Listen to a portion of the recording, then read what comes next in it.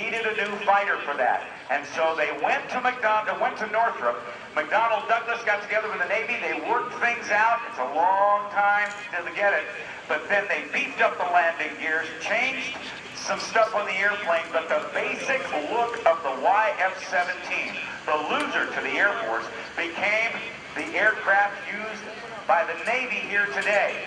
That is the FA-18 Hornet right from here at BFA 106. If you keep your eye out to the left, in just a moment you'll hear the sound of two General Electric F404 engines spooling up to their maximum power, generating some 36,000 pounds of thrust. Okay, okay, all right, we didn't. You know, if we try to do this like showbiz, right now, 36,000 pounds of thrust. Well, Freddie Cabanis in that little 182 is going 120 knots. That's about 135 miles an hour, 136 miles an hour. He's not far enough out yet. So we got to get him out of the airspace before we put this airplane in the air. That's the only holdup. And if that's the only holdup, that's fine with me.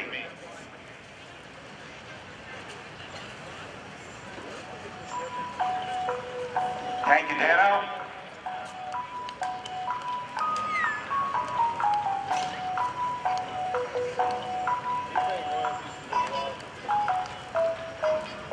I'll take Hornets for 18 or 36,000. Ladies and gentlemen, he's on the roll. Take a look.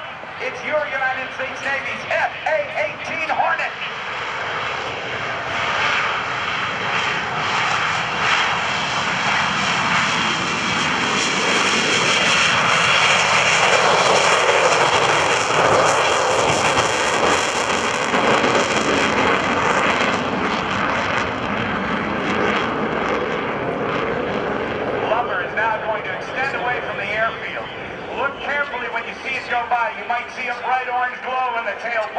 That means the afterburners on. That means raw jet fuel is being poured into the exhaust to give them a kick in the pants to get into a fight or out of a fight very, very rapidly. Lumber right now is going to whip around to the right and set up for a high-speed pass. He will approach at nearly the speed of sound. That's just shy of Mach 1.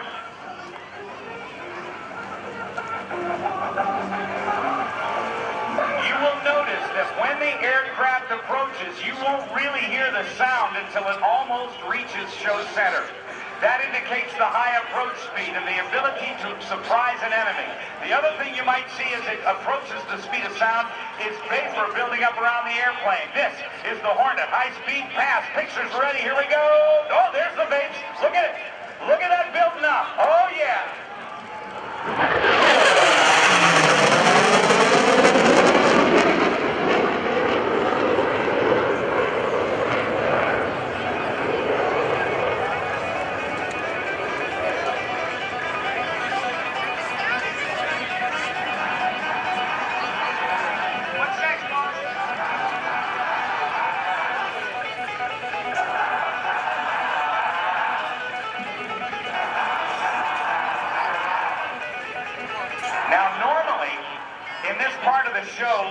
Set up for a double Immelman.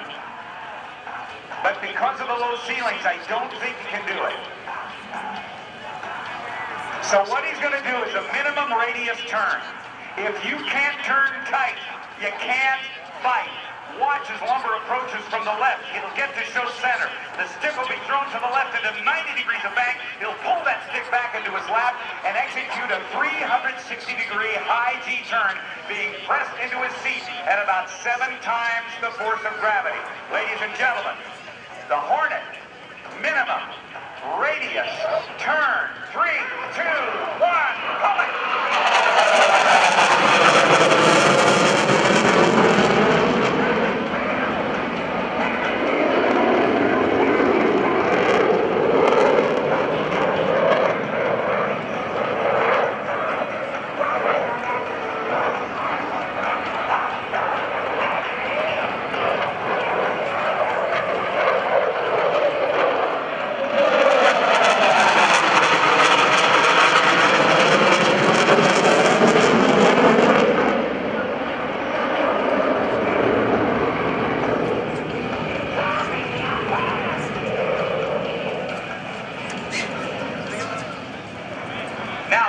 take a chance to go live to the cockpit.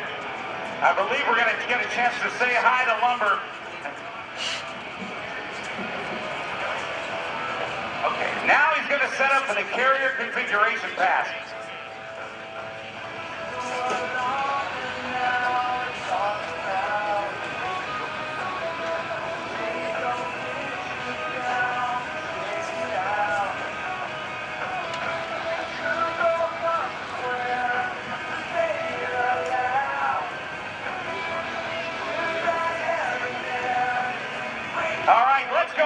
Cockpit, say hello to Lumber. Hey, Lumber, good afternoon. This is Rob Ryder. Can you hear me, buddy?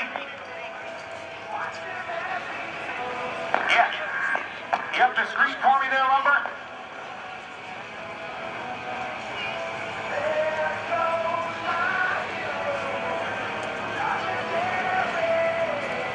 Okay, Lumber, can you hear me, buddy? We're doing great. Looks like you got gear, flaps, and hook all down. Looks like the carrier configuration pass. How's the crowd look today, partner?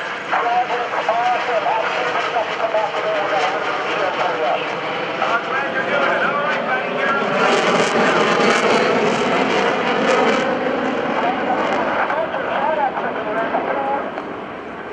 You're on, buddy. Go for it. Wow, that's really great. Happy birthday to Mrs. Woodward.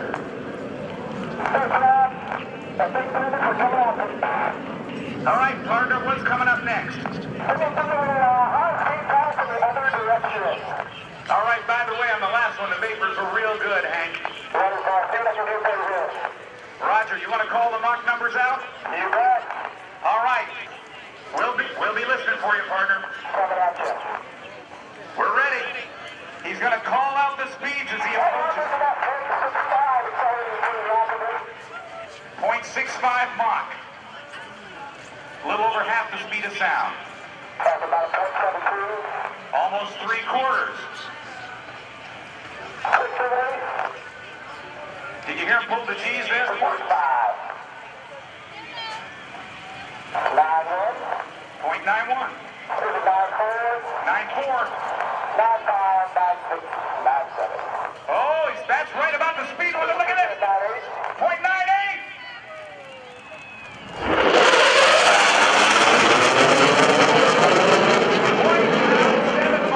Oh, look at that vapor. Let's give Woodward, Hank Woodward, a big round of applause. 630 knots is just over 700 miles per hour. And that's... All right, we'll be ready for it, partner. How many G's you pulling right now?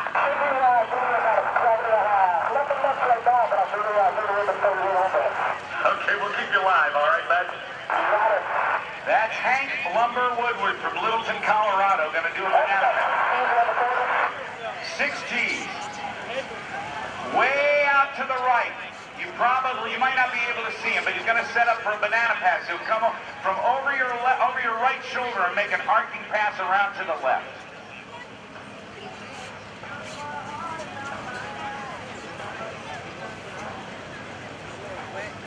He'll be about 7 G's when he does it. Here he comes. Oh, this is way too much fun.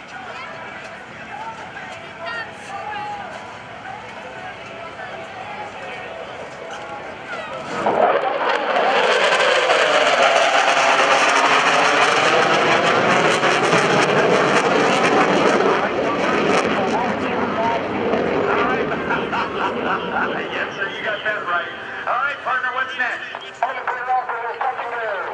Roger that. We'll do that. Okay, can I play paddles?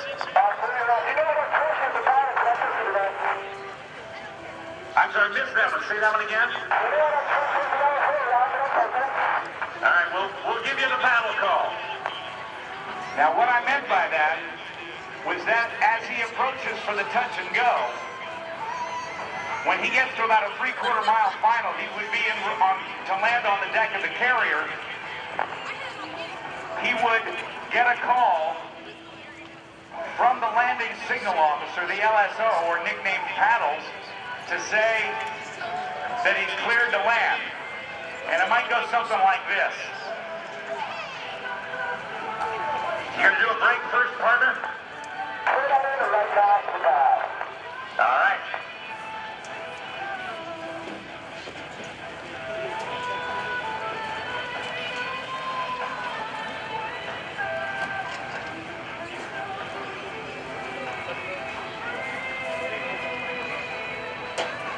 Hornet 1-1, 3/4 of a mile, call the ball.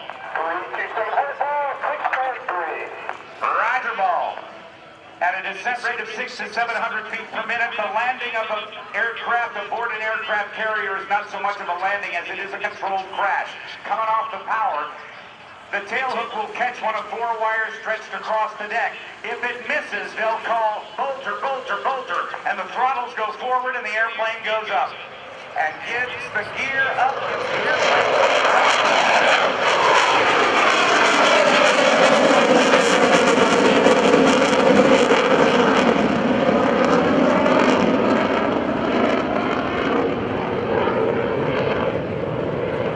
And even if the tail hook does catch one of those 4 wires, the throttles still go all the way to full afterburner just in case it skips, because they have to have enough power to go around. So those wires that are stretched across the deck of the carrier, 4 of them try to catch the number 3 wire. Copy that. Those wires are strong enough to hold back an airplane that weighs over 30,000 pounds and generates over 36,000 pounds of thrust. He's going to set up for another minimum radius turn. Maybe we'll hear him do the hick maneuver because he's got to work real hard to keep the blood in the upper part of his head so that he stays conscious. For you and me, we'd be passing out in this minimum radius turn. Been there, done that, bought the t-shirt. Here's the minimum radius turn again. Give me a hick maneuver, partner.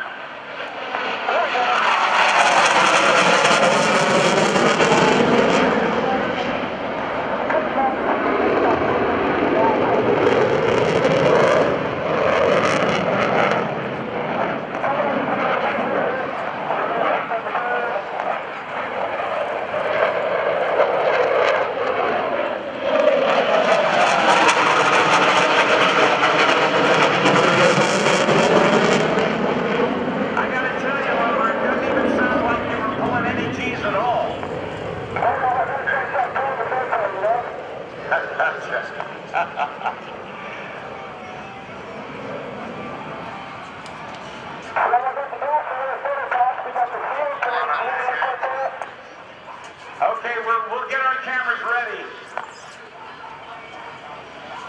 Setting up for another photo pass, like he'll come around like a banana pass like he did before. When you saw the vapor build up on the... Call me again on that one, Lumber.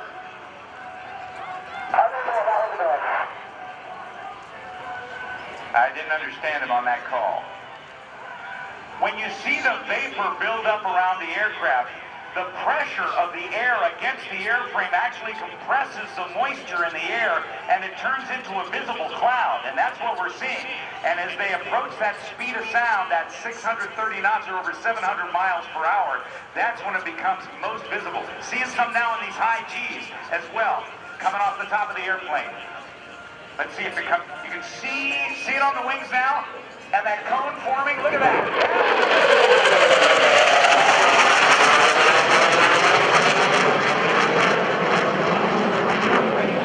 Awesome, partner. What's coming up?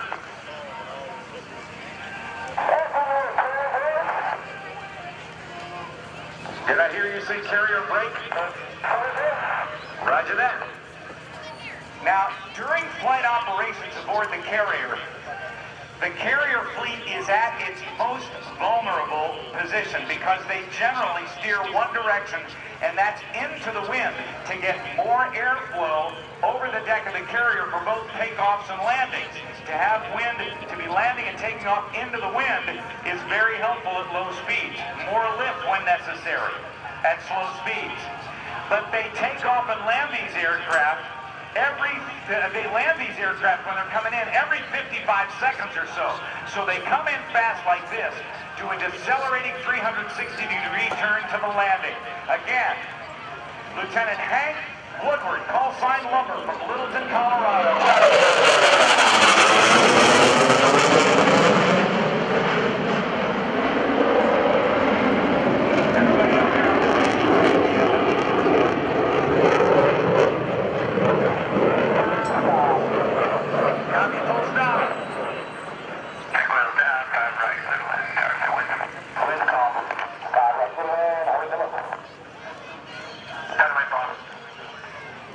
There you have the call for clearance to land.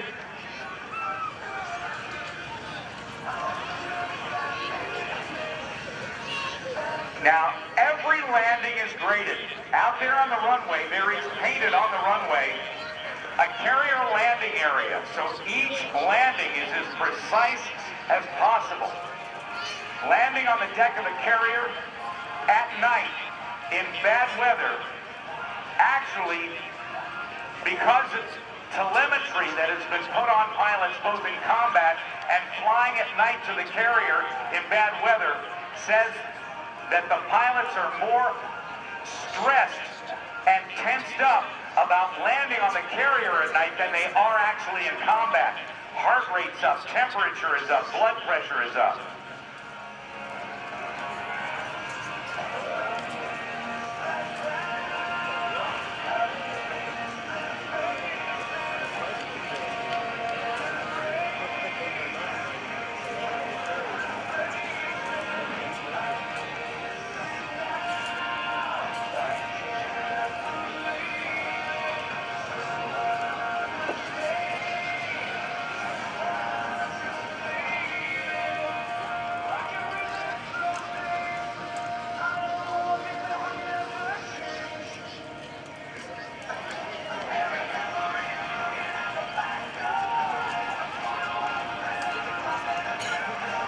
Lieutenant Hank Lumber Woodward, a native of Littleton, Colorado, graduated from the University of Florida with a BA in Business Administration. He earned his commission through the Reserve Officers Training Corps in May of 2003. In 2005, in October of that year,